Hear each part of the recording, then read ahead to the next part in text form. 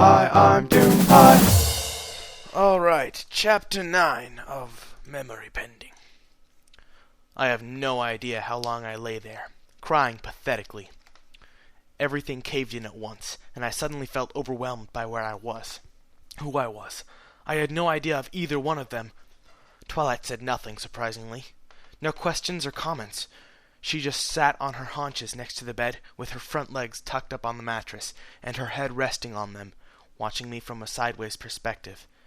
She wore a quiet smile, and her horn glowed softly in the darkened room. She didn't flinch, even as I started shaking and lightly pounding the mattress over and over again with my hoof. The frustration of everything and feeling so useless and helpless just spilled over. It must have been going on for a while now. The light slipping through the windows was starting to dim, and I realized the sun must be setting. The sun. Yes, it was the sun, not a horrible death ray. It sounded so stupid now that I could think properly again. My nose ran lightly, and I sniffed to try to keep it under control. My tears finally stopped, but the uncontrollable shaking persisted. A small tissue was put against my nose, and I shifted my left eye to see Spike, giving a timid smile while holding a box of tissues. The one in his clawed hand rested lightly against my nose, and I nodded, reaching a hoof up myself to rub it. I was soaked, and it was hard to tell which came from the vases and which from my nose. Folding it lightly, using the surface of the mattress, I used the dry side to wipe my left eye. I was suddenly aware that the inside of my bandage felt a little soggy. Shifting my eye back towards Twilight, I saw that the blue light and the purple glow from her horn lit features in a soft illumination, and she looked very pretty. The Kellers complimented her well, it seemed. Her smile never faltered as she finally gently spoke. "I'm sorry. I shouldn't have left you here by yourself." I was more than a little stunned by her comment. I shook my head, trying to tell her she didn't need to apologize, that it was my fault, but she gave a single nod, silencing me again. "I know you're going to try to take the blame, but no, it's all right. Sometimes I get wrapped up in things, and I should have thought about how you felt instead. You really have nothing, and that must be really, really scary," she continued, her eyes almost piercing through me as she gazed. The words were true enough, and I felt a light, frosty stabbing sensation in my chest at them. But it was hard to look away from the soft glow of her horn, and I found myself relaxing. There was no tingle of magic. This didn't seem like a spell she was using. She was just lighting the darkness. "It's a symbol! Oh, my English teacher! Oh, thank you for letting me recognize this symbol." "So, I want to—" she started, and then frowned. She seemed momentarily unsure of something, and hesitated. "I want to help you. There's something deep inside of you that's hurting immensely, and we need to get it out. But unfortunately, I don't know the best way to go about it," she finished, looking back up at my eye after she regained focus. All I really could do was nod gently. Then I remembered I hadn't told her about yesterday, either. I think there's something wrong in my memories. This happened before. Yesterday, in fact," I finally admitted, feeling a little better at telling her. Twilight frowned, concerned looking, but nodded for me to go on. Taking a deep breath, I continued. "I was talking to Fluttershy about something, and something bled through, overriding her voice with something else, but in her voice still, if that makes sense. A light headache started after that, and I started to panic, but I don't know why. Things started feeling, well, not real, and I suddenly felt lost and unsure." "Did something similar happen today?" she asked carefully, watching my expression intently. Sighing, I nodded timidly, feeling vulnerable again. If the guys in the barracks saw me like this, I'd be laughed out of the reserves. But they were all dead now. "Yes, only visual instead," I confirmed, taking deep breaths and trying to relax. "The window. You were staring at it, looking terrified, so I slammed it shut as fast as I could. I came up here when I sensed magic." She spoke quietly. A chill shifted up me, and my left eye nervously darted towards the window again, past her. My body lit up its fight, or flight, response again, but my view was suddenly obscured completely, eclipsed in purple. Twilight had shifted so her head had totally blocked my view. I was about to freak out when the tip of her horn touched my forehead. There was a pulse of silver and pale, pale blue as the colors from the soft illumination washed over my senses again. My heart slowed and I exhaled quietly. Twilight smiled warmly as she heard it. Eyes closed at her surprisingly warm horn rested on my forehead. I wasn't naked bone, but covered in a soft velvet-like substance. "The light calms you?" she asked, quietly, after a few seconds. "You calm me." "Yes, the Keller," I whispered, voice still wanting to hide. "Your coat, Keller," she revealed, smile shifting to an amused smirk. My eye widened, and I glanced at my nearby arm to check, already knowing she was right. "It's the color of moonlight on a cloudy day. Very pretty," she elaborated. Her amethyst eyes opened, then widened a little as she realized her calming technique had placed her inches from my face. A faint blush drifted across her cheeks, but she didn't move away, instead giving a more questioning look with her eyes as she looked into my single one. "Hey, Moonlight is kind of a cool name, no?" Spike suddenly asked. I started lightly, but Twilight just smiled and shifted her gaze to the left, giving an amused look towards Spike. "He should get the final say in that, but it is a good name," she agreed, seeming to think again. Moonlight. I lost my thoughts and just watched the silvery blue drift from her horn. It felt so, well, correct, for lack of better words. Was there a reason I was this Keller? Maybe I had resonated with it, and this was the color of my life force or something. It felt right, regardless. Twilight shifted her attention back to me, smiling warmly again. There was a certain glimmer in the mirrored pools of amethyst eyes that were her eyes, and she appended softly. "He's very good at fixing things, both mechanical and involving Pony's feelings. Repairing? No. Too forced. Fixing? No. A little too literal." "Mend?" I offered, smiling shyly at her. More abstract than the others, and it had a nice ring to it. Her smile widened, and she nodded in agreement. "Moonmender," Twilight tested in a soothing voice, becoming the first pony to use my new name. "Wicked awesome!" Spike chimed in, excitedly pumping his right arm into the air. I don't think that's something Spike would say, but okay, you are the author. Chuckling, I nodded, carefully to avoid skewering myself on her horn. "Sexy. It has a nice ring to it," I agreed, repeating what I had already decided in my mind. Twilight couldn't seem to help herself and burst into mirthful laughter. She pulled us along, as if moons in orbit, and soon all three of us were laughing. It took a good 3 minutes before I could breathe properly again.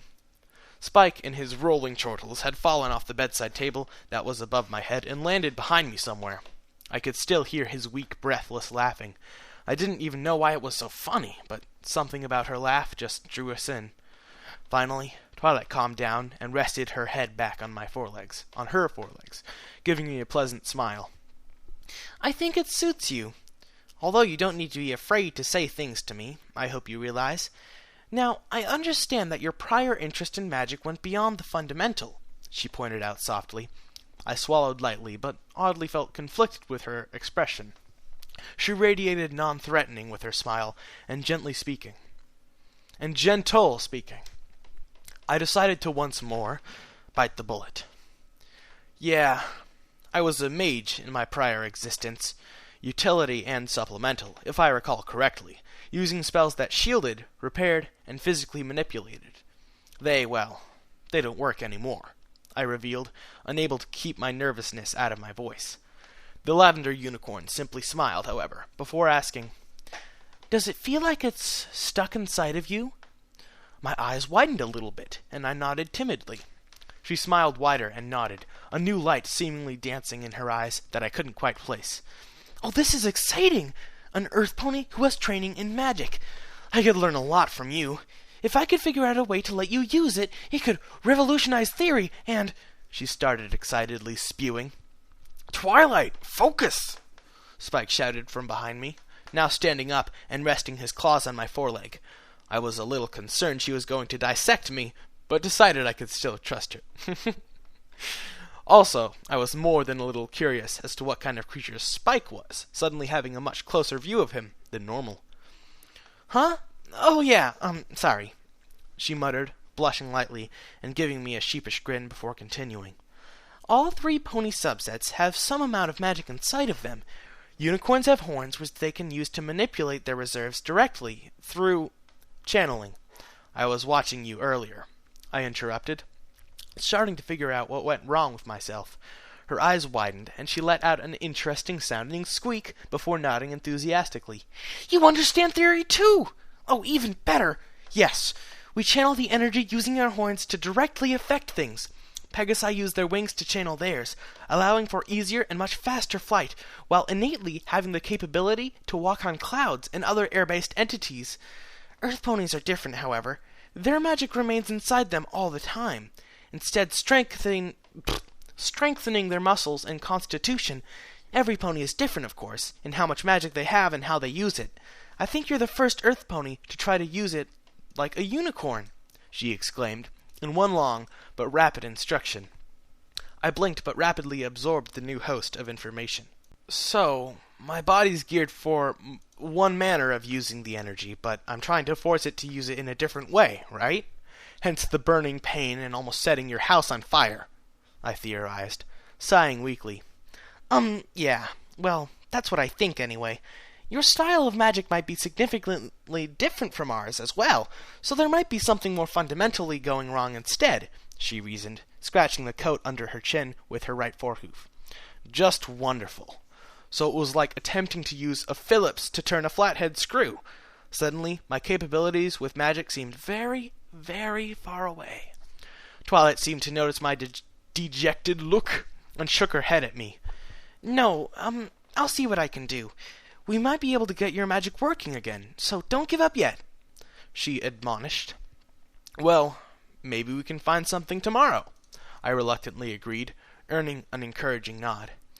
Yeah, it's a big day tomorrow, so why don't you try to get some sleep? I didn't realize it was so late, she suggested, suddenly looking back down towards the window. Swallowing, I nodded hesitantly towards her. I suppose sleep would do me some good, although admittedly the prospects of what I could potentially dream unnerved me a little bit.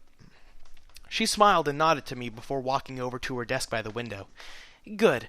I'm staying in the room this time, so I'll be right here if you need anything. Even if you feel like you've got nothing, remember that at least you have me. All right? She reminded, a warm smile gracing her features. Blushing at the potential implications, I pushed the thoughts out of my mind and nodded back to her before resting my head down on the pillow again.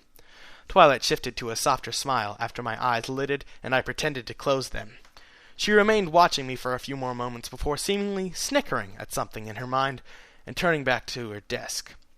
A book opened on it as she sat down. Listening to the occasional flipping sounds of pages, I drifted lightly between waking and the unconscious thought, before succumbing and slipping away into sleep. The day was a surprisingly pleasant one. The sun heated the landscape gently with just enough cloud cover to make it nice, rather than overbearing. Yawning sleepily, I turned into the undisturbed puddle of water in front of me. Bits of dirt drifted through it, but not nearly enough to label it as mud. I could clearly see the bottom of the pool through the water, even if it was slightly distorted. The surface of the crater consisted of hardened, cooked dirt. It had splintered in a spiderweb pattern out from the center and looked vaguely reminiscent of dark brown clay. Of course, there was potentially a little bit of clay in it already, so I might not be that far off. Lying lazily in the grass next to the crater, I stretched and folded my legs back under me before looking back up at the twilight sparkle. She was a couple meters away with a strange metallic contraption on a tripod. I knew enough about magic to identify that it was taking readings in the locations she set it up in, but the design was foreign to me. We hadn't used magic for detection in my world, it seemed, or at least I couldn't remember anything about that from what lessons I did remember. She adjusted another dial on it and then darted back to the other side to read the output again, her curious eyes flickering back and forth excitedly. She hadn't said a word since she started taking readings, but I didn't particularly mind. This is what I had led her here for, and she was definitely finding something, if the clicking on the machine indicated anything. Plus her excitement was simply adorable to watch. I just wished I could have helped her out more. Flopping over onto my side, I watched the clouds pass gently overhead. It was strange realizing the weather didn't truly depend on natural occurrence, but in producing the correct clouds and moving them to the right spots via Pegasi. That was a bit of a shock when I read about that. Rainbow Dash was one of the weather ponies for Ponyville, if I recalled correctly. The clouds were still pretty, and these were largely allowed to simply drift wherever they desired. There were no occasions today, or storms scheduled. Not until the weekend, anyway. That put today as, Thursday, if I recalled. Timekeeping was a tad difficult when I had to find the town clock in order to be exact. At least, my right eye was uncovered now.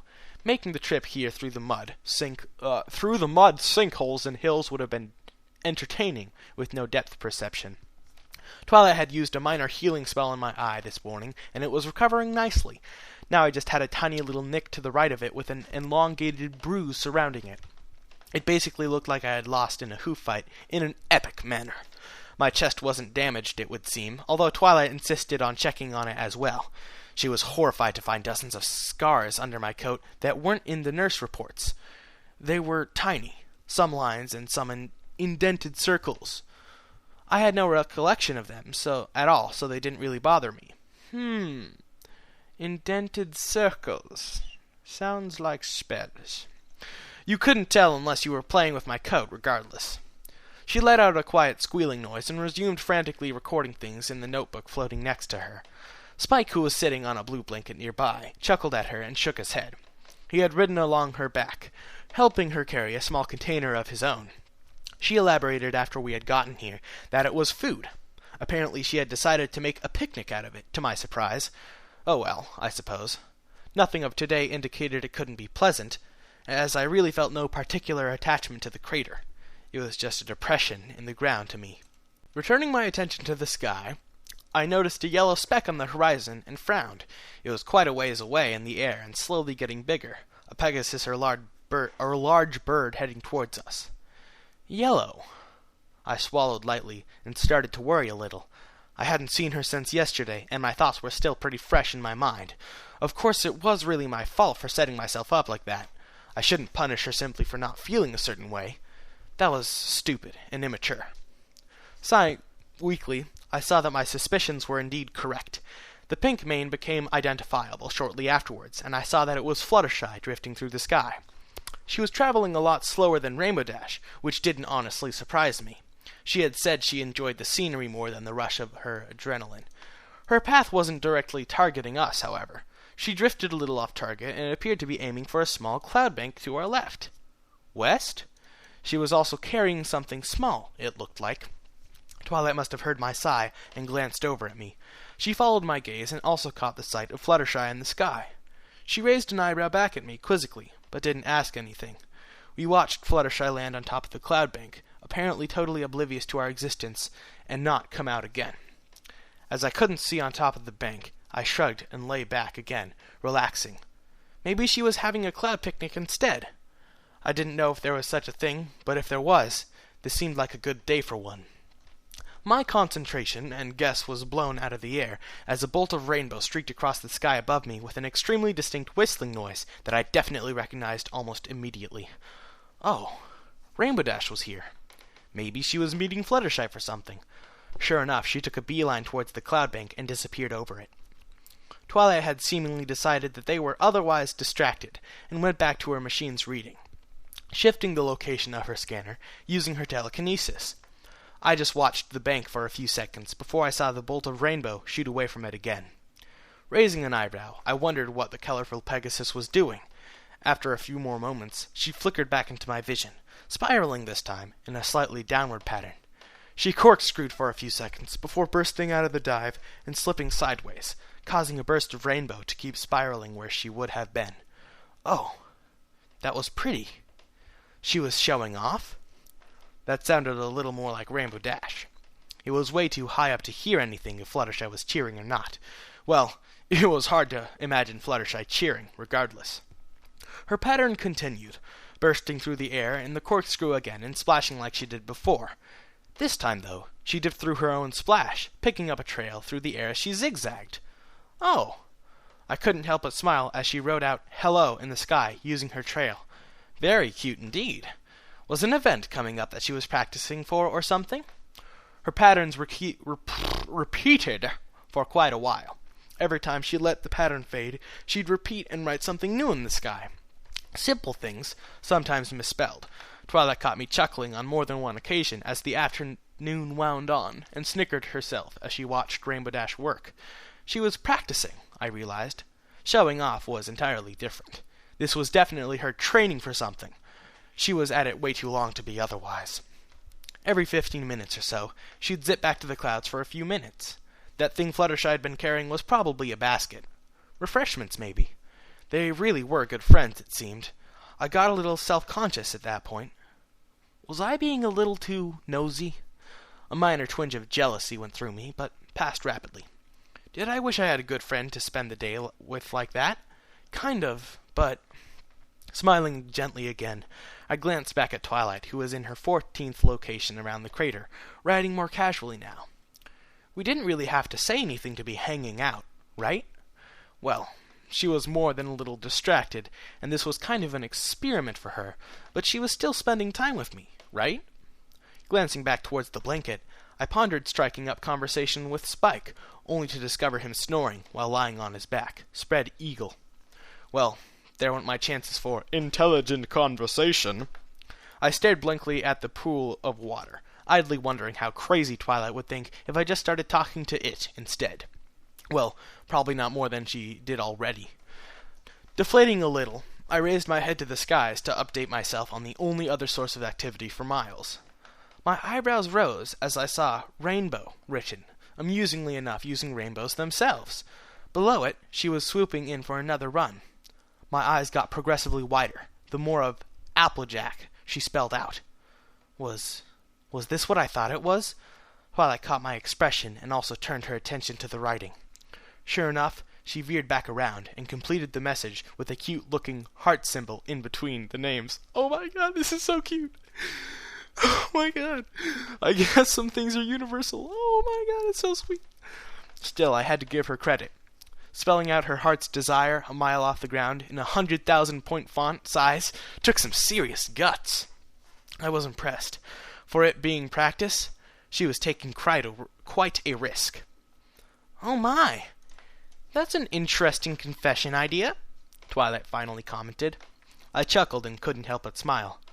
One that's definitely unique to Rainbow Dash, too, I added, watching the writing slowly fade.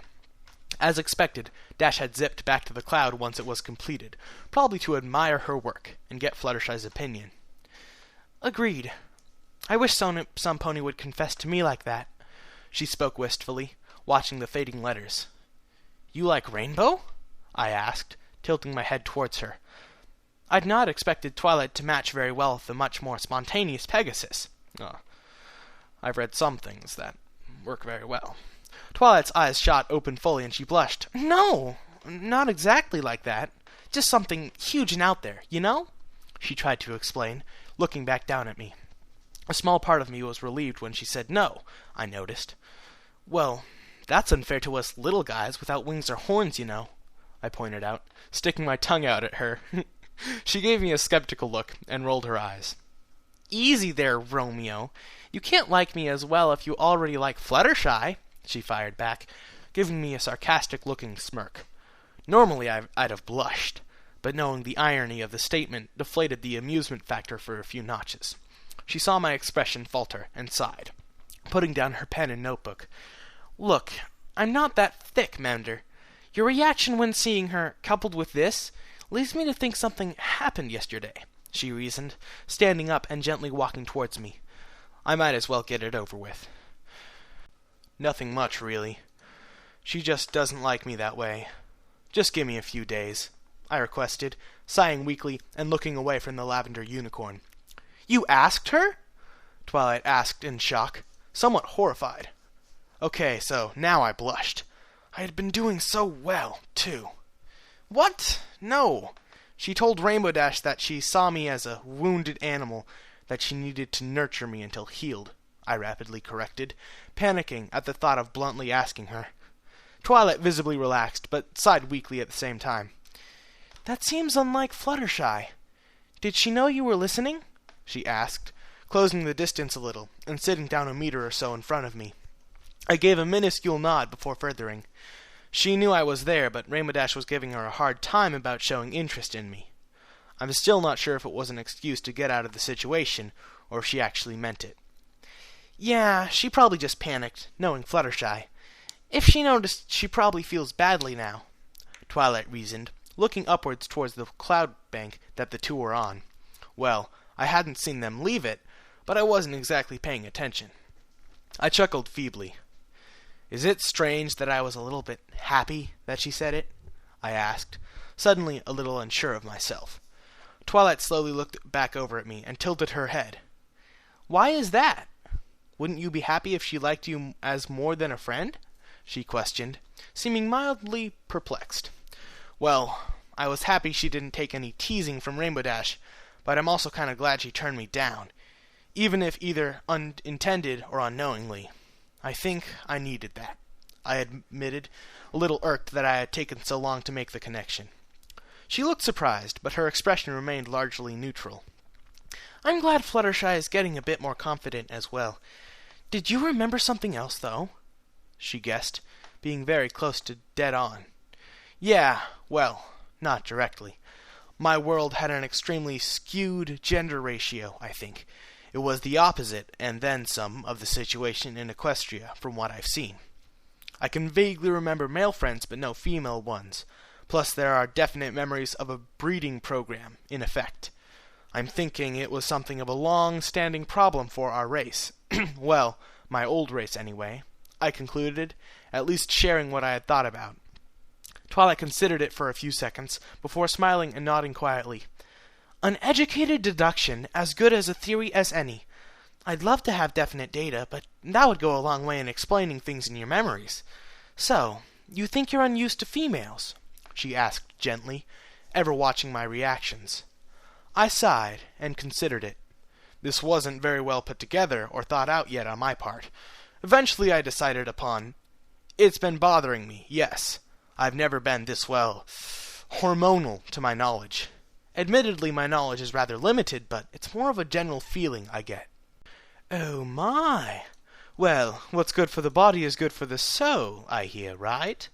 I suddenly heard from my right. Twilight and I both jumped out of our skins, and I rapidly turned my head, only to see Rarity slowly approaching. Oddly, she wore a heavier-looking saddlebag set and a lightly pulled wagon attached behind her. A shovel handle was stuck out from a saddle loop at a 45-degree angle. She looked like she was about to do some serious excavation or something, which struck me as more than a little odd, considering her personality. Rarity! You shouldn't eavesdrop on people like that, Twilight berated, looking irked at the white unicorn. Uh-oh. How much had she heard? Rarity let out a knowing sigh, and waved a hoof nonchalantly in our direction. I know. I'd not meant to listen in. I was nearby looking for gems for my collection and latest project is all.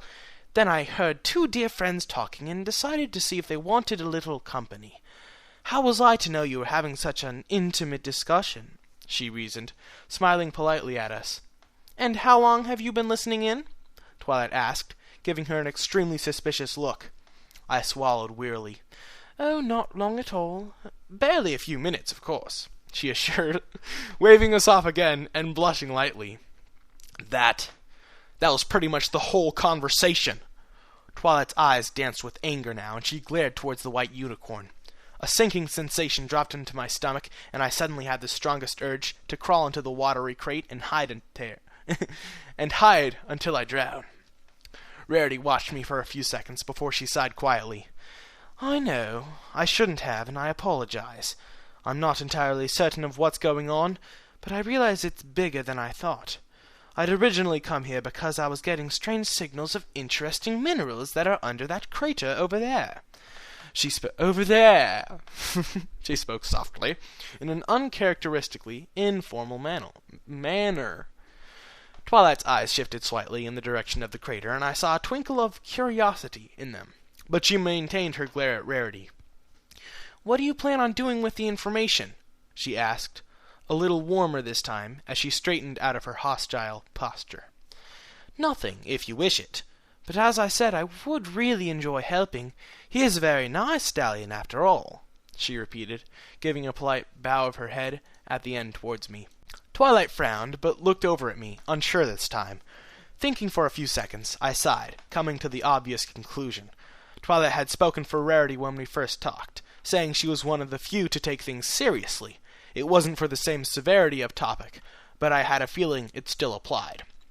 After a few more seconds, I swallowed and nodded quietly, looking back up at Twilight, then shifting my gaze to Rarity, who was now meeting it. "I'm not from this dimension. This place, Equestria, is totally new to me, as is this form. I remember very little before 5 days ago when I woke up right here, in the middle of this crater. My memory is riddled with bits and pieces of another life, however. One where I was something else, and in a place very much not pleasant," I summarized, after taking a breath. To her credit, Rarity's face remained perfectly neutral throughout, and she gave me a soft smile once I finished. I imagine I probably looked fairly vulnerable. "Thank you for telling me. I imagine Twilight discovered this when she tried to repair your memories," she deduced, glancing back over at the lavender mare, who was now sitting next to me. Feeling antsy, I remained standing. Twilight nodded softly to her friend. "Yes. He's suffering from a very unique condition. It shares similar symptoms with post-traumatic stress disorder on a more acute factor. We're here today to try to find out more information about him," she explained, giving the shortened form of what she'd mentioned this morning over breakfast. "Oh, and we came up with Moonmender as a name," I added, blushing lightly at my own silliness. It certainly hadn't matched the gravity of the prior statements. "It's a very nice name indeed. Would you let me assist you as well, Moonmender?" she asked, returning to her warm smile, after looking a bit concerned at Twilight's diagnosis. "She's really good at finding minerals. We might be able to find out more about what brought you here," Twilight vouched, looking back over at me with a smile now. She was calming down fast. Wait, did that mean she had only gotten angry to defend me? I blushed lightly, but nodded. Yeah. Anything that can help would be deeply appreciated," I agreed, shifting away from Twilight's gaze and feeling a bit awkward suddenly. Stupid hormones. Rarity perked up and nodded pleasantly. "This is an excellent outcome. You won't regret it. The interesting stones are under that crater," she announced, horns starting to glow. The shovel drifted into the air behind her. "Hooves aren't meant for digging. At all." Twilight went back to taking scan measurements for the rocks, of course. Sadly, Rarity complained of a headache 5 minutes in. A half couch came out of nowhere, almost running me over, and she flopped onto it. Unsurprisingly, the shovel was tossed to me instead. A long 25 minutes later, I was down maybe half a meter. It didn't help that neither mare could narrow it down to less than a 4-meter wide area. My coat was soaked with sweat, and I felt lightheaded. My technique for shovel manipulation got progressively better, but my body was still reasonably weak. Plus my forehoof was acting up again from the accident before the party. I was going to die here yet. Rarity let out a cheer 10 minutes later or so. Both Twilight and I glanced over at her, me full of hope that the rocks were found, and I could peacefully pass out now. Sadly, her eyes focused upwards, and I watched as Rainbow Dash zipped overhead. Wait. Did she just... Sure enough, Dash had heard her, and swooped down upon us. "Hey, Rare! What's up?" she asked, in a chipper manner. My urge to beat the happiness out of her with the shovel steadily rose. "Oh, we're just digging for magical stones while having a picnic. Do you two care to join us?" she asked politely. Rainbow Dash raised an eyebrow to her, and then shifted her gaze to the couch. Then she looked over at Twilight, sitting next to the scanner, writing. Then to Spike, snoring on his back, and finally to me, panting painfully in a shallow pool of water, holding a shovel. Sure. Shouldn't you be helping him out? She pointed out. Yes, thank you. Oh, no. He's got it covered and needs the exercise, she assured. What? Oh, okay. Be right back then, Rainbow agreed, smiling happily. Traitor! She was gone in a beat of my about to explode heart, which was impressive. Rarity went back to sunbathing and Twilight to oblivious study. Some days I hated my life. She was back all of 3 minutes later, Fluttershy in a tow. The yellow Pegasus took one look at me, sadly and visibly wilted. Rainbow Dash gave her a weird, questioning look before shrugging and trotting towards me. Heya! How's your head feel? Sorry about yesterday, she spewed out rapidly, looking nonchalant and distracted. All I could manage was an irritable glare through my drenched bangs. You look kind of soggy.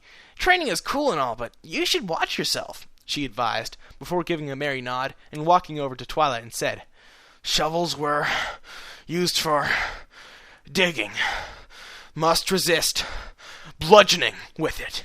It wasn't a weapon. The conflict drifted back and forth in my mind as I developed an interesting eye twitch.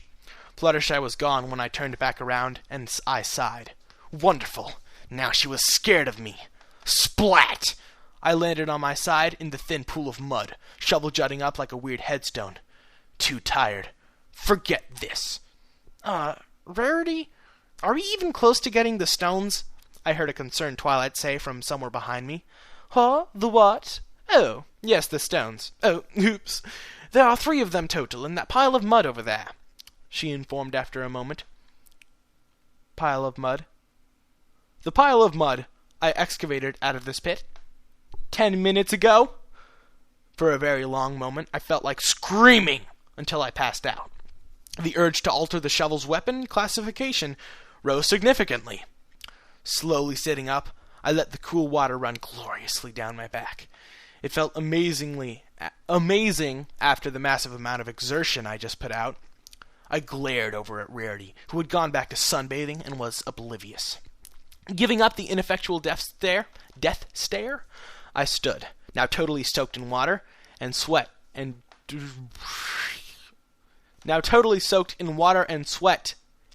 dragged the blasted shovels toward the pile of mud, dirt, and rocks that I have made. You know, commas really help. They just do. Now, this author has been great at grammar compared to other fics, but those commas just trip me up. Twilight wandered over to help me search, but it truly wasn't needed, as finding them in the pile was exceptionally easy. They were an amusing Grey Keller. They were an unamusing Grey Keller. There were numbers, painted very, very clearly, on all 3 chunks in a bright yellow, however. It was strange, as my eyes hurt when I looked at them. An uncomfortable sensation crept into the back of my skull, the longer I looked. Nudging them around with the shovel, I managed to get them to line up. 312? My eyes widened as I instantly recognized the number of the vault I had been tasked to protect. Weird. What's with the number? Twilight asked, staring intensively at them. Rarity finally looked curious and got up to her hooves, dispelling her couch and revealing a shaking Fluttershy behind where it had been. She swallowed nervously and carefully followed Rarity over to where we were standing. I did my best not to look at her or make any sudden moves. My, ugly things. They certainly don't look very magical, she muttered, sounding unimpressed. Whoa! They're cool! You can see the number no matter how you look at it, Dash exclaimed in amusement, drifting around us in a lazy circle. Frowning, I nudged the first one over on its side using the shovel, and was shocked to discover that it rolled into the exact same shape and position as it was in before. I definitely didn't like these. Twilight's eyes widened as she watched, and she started rapidly writing in her notebook. They don't follow the normal rules of geometry.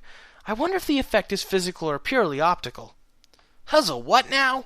Dash asked, looking annoyed. She wants to know if they feel the same, even after we rotate it, I explained, staring at the rocks. They felt wrong to me. They shouldn't be here. Fluttershy had gotten curious by then, and come out from around Rarity. She sported a nervous expression, and I couldn't help but watch her cute I couldn't help but watch her cute shifting as she got a better look at our find. "Oh, well, whack him with a shovel, and see," Rainbow suggested, sounding as if she were rapidly losing interest. Twilight stopped riding long enough to glare up at her. "Don't you dare! I need recordable results, none of which are about how far they can fly," she warned sarcastically. "They feel kind of, squishy," Fluttershy suddenly reported, in her typical timid manner. All four of us looked back towards her in an instant, and my eyes bulged out when I saw her nudging the closest rock with her hoof, of all things. It sank into the surface of the rock as she gasped, a suddenly terrified look spreading across her face. Oh, crap. Oh joy, oh joy, oh joy! That is the end of Chapter 9, everybody. Shit is about to get real in Chapter 10. Can't wait till next time. See you later!